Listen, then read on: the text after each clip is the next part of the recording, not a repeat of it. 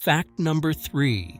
Perhaps the most famous gamble in the history of power was Julius Caesar's decision to cross the Rubicon River in 49 BCE, a moment where the fate of Rome hung by a thread.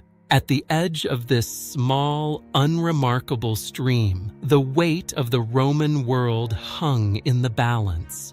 For a general to bring an armed legion across this boundary was an act of high treason, an illegal move from which there was no return.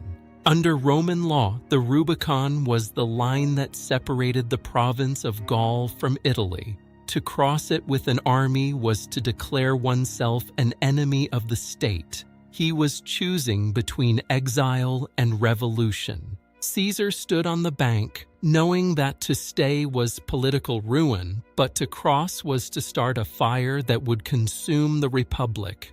It was then that he famously uttered the words, "The die is cast." With that single step, the march toward Rome began.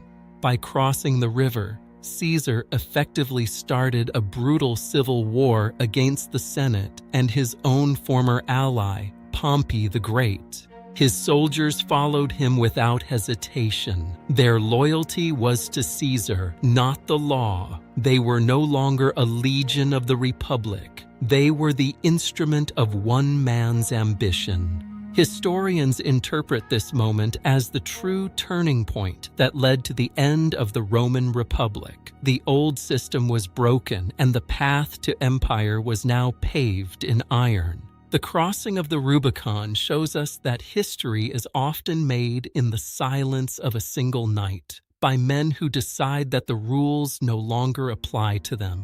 The age of the Caesars had begun.